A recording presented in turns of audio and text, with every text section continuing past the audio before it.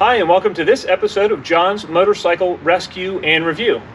This is going to be a bonus video for my normal subscribers.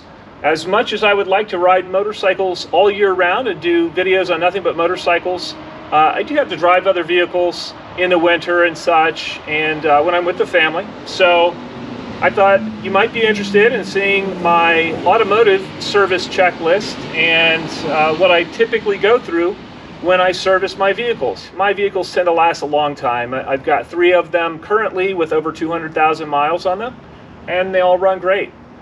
So if you want your vehicles to last, it's just kind of a good idea to service them regularly. And this is basic. This isn't going into anything drastic. It's just what I do every time I change the oil in my vehicles, which I do right around 4,000 miles. Every 4,000 miles I change the oil and filter, and just check these other items as well. Let's get into it. The first system that we're going to check is the lights. And I have the lights on currently, my low beam. I'm also checking to see that my running lights are working, and they are. We can see that our running lights are working here and here. Our license plate lights are working. I can check my high beams and I can see that both are functioning like they should. The turn signals on this side of the car are functioning like they should. The turn signal in the back is working, and the turn signal in the front is working. Next thing that we will do is check the brake lights. And since I'm doing this by myself, I have a system to do that. And what I do is just move the seat up a little bit, and this is just a jack handle. I put it against the front of the seat there, but then I can actually move the seat forward a little bit. You want to be careful, you don't want to put a hole in your seat, but that way it's applying the brakes. I also have the parking brake on at this time, and we can see that our brake lights are working. Next, we're going to check the reverse lights, and for this you have to put it in reverse. I would actually recommend just having somebody come and help you for a second, and with the brake on, put it in reverse. But I'm by myself, and I'll put a brick under the wheel or a block so that the car's not going anywhere, but I'll put it in reverse. And then I can check the reverse lights. And the reverse light here works, and the reverse light on this side works. Another thing to check when you service a vehicle is just to visually inspect the wiper blades. And these are relatively new, so they look good on both sides here. I'll also check the one in the back just to make sure that it is not falling off. If your wiper blades get old and fall off, you can actually scratch your windshield. So it also helps to see, which is really important when you're driving. While the car is still running, I'm going to check 2 more systems. I'm going to check our transmission fluid level, and I'm also going to check the charging system on the car, just to make sure that everything is functioning like it should. These are best checked when the car is warm and while it's idling. So I've already driven the car around the block and warmed it up fully. It's idling right now, so I can go ahead and check these 2 systems. To check the transmission fluid, I'm going to pull this dipstick. There's a little catch here. You release that, pull up the dipstick, and with a clean rag, I'm going to wipe that off. And what we're looking for, since the car is warm, is for it to be between these 2 levels.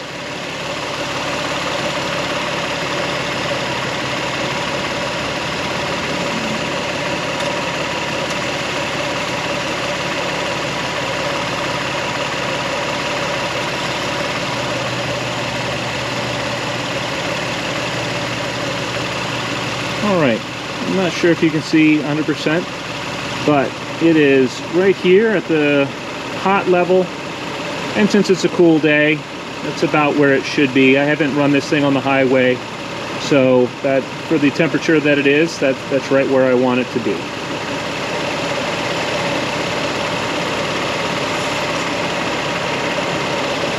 Next, I'm going to check my charging system, and to do that I'm going to be looking at the battery. I'm going to be using a voltage meter, and right now I have it set on 20 volts, and that's direct current. So what I'm seeing right now, that's at around 13.9 volts, which is exactly where it should be. Ideally, if I had somebody with me, I would have them rev the engine up and make sure that it doesn't exceed 15 volts. But I'm sure that I'm not noticing any really bright lights in the car, and that would be an indicator that it would be overcharging. So everything looks like it's functioning as it should.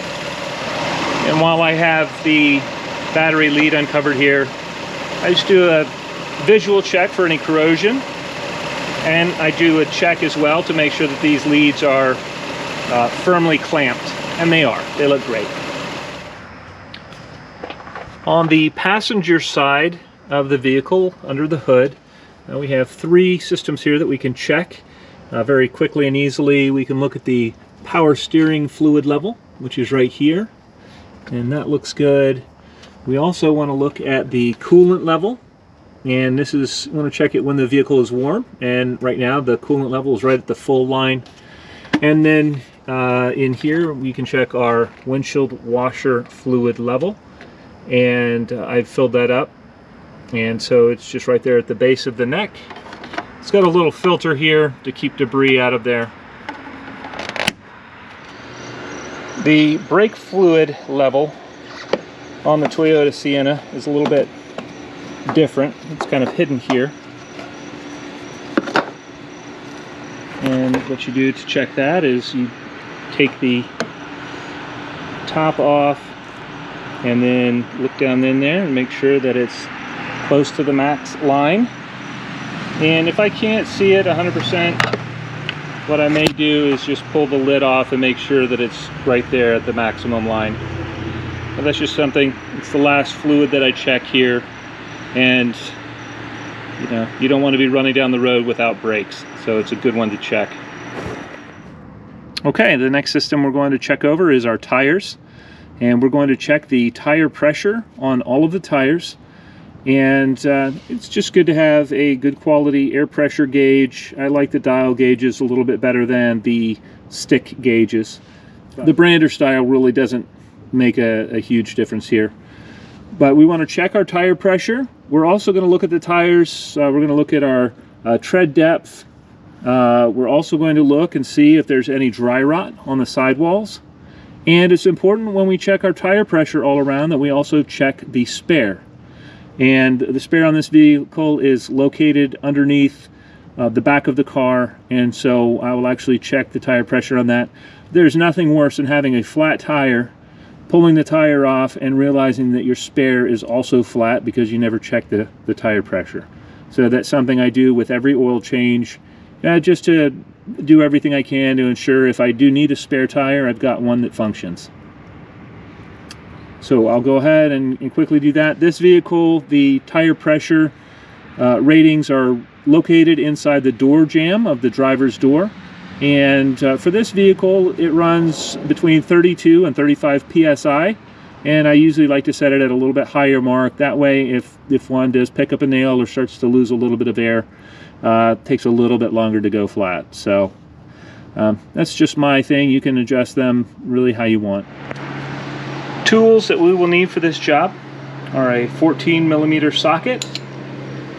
I also have an oil filter wrench here that I know fits the oil filter, and this is just a small extension. I may need a longer one depending on how the oil filter wrench fits. It's close on this vehicle, it's close to the exhaust where the oil filter is. I also have an oil catch pan here, and you really want to be as conscientious as possible here. Try not to make a mess. It's always handy to have paper towels close by. I always keep a roll there.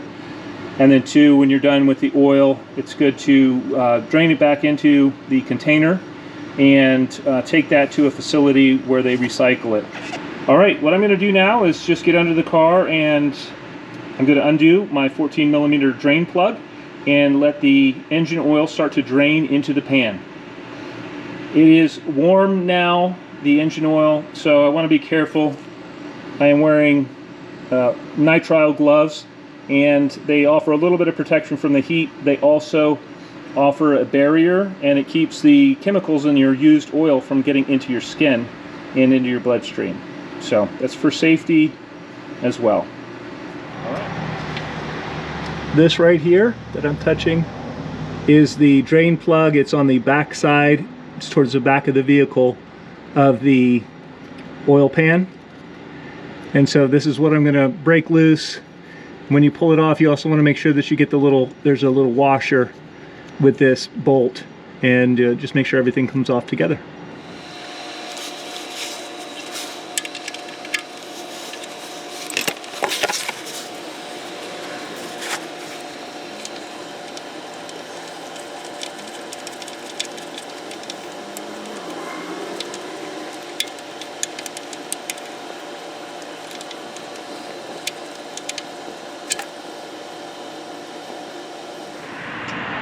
So while the oil is draining from the oil pan, I have put a second oil catch pan underneath the car. And this is underneath our oil filter, which is hiding right there. It's underneath the scalding hot exhaust manifold. So when I undo that, it's going to drain down into the second catch pan. So I'm going to grab some tools and start doing that now. In case you can't see it, the oil filter is down here. I'm going to place the oil filter wrench on. I've got some napkins in here. This oil filter wrench is a little bit bigger than I would like.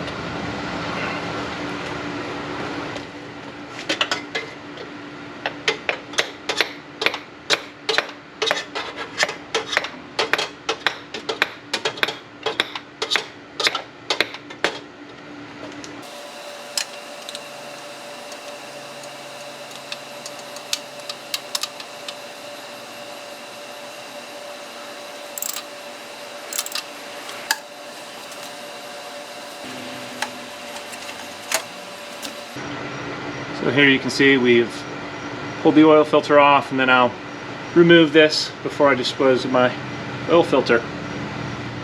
I have my new oil filter here. What I'm going to do is take my finger, put it in some of the new oil that I'm going to use.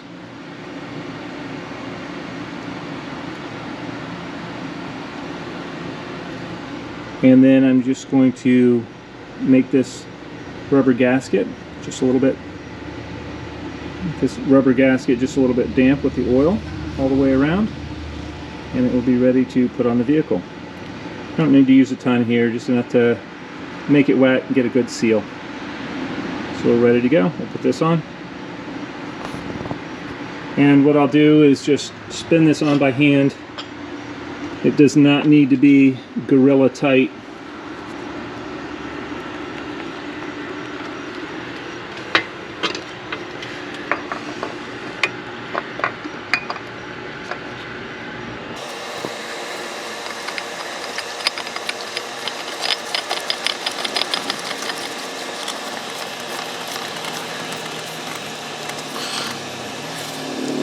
And I tighten that down by hand, and I tighten it as tight as I can by hand, but that way it's going to be, when I use a wrench next time, it'll come off easily. So that's set. We'll put our drain plug back in, and then we'll put oil in the vehicle. And what I've done is wipe down everything, wipe off any drips, and reinstalled the drain plug. And then with the 14mm, you just want to snug that up. And you don't want it super tight, just because you're probably going to be the one changing the new oil next time and trying to get that off.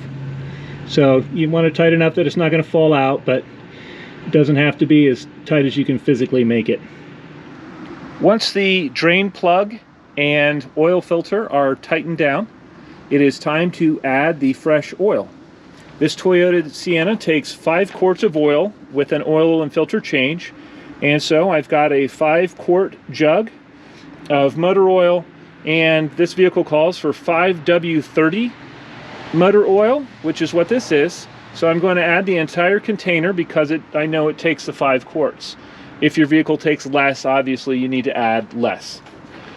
What I have here, I've got a clean funnel, and when you add the oil, you just want to pour it in slowly, and if you don't, what can happen is you can have residue oil just run down over your engine and stuff, which you don't want. It doesn't hurt to have some paper towels handy when you do this. Now that the oil has been changed and I double checked my oil level prior to starting the vehicle, what I'm going to do is go ahead and start it up.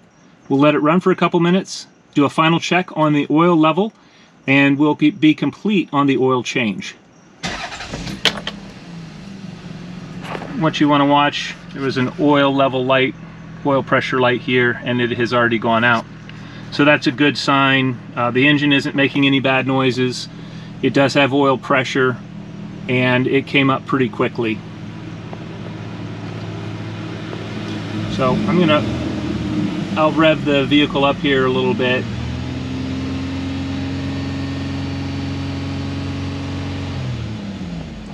Just to get oil completely circulated in there. And then I'll shut it off, and then I'll probably wait 3 or 4 minutes before I actually check the oil level again. It's not as thin because it's not as hot right now. It's fresh oil, and so I just want to give it all time to settle back down to the bottom of the engine. Okay, we're going to do the final oil level check, and we will be finished with the service on the 2000 Toyota Sienna.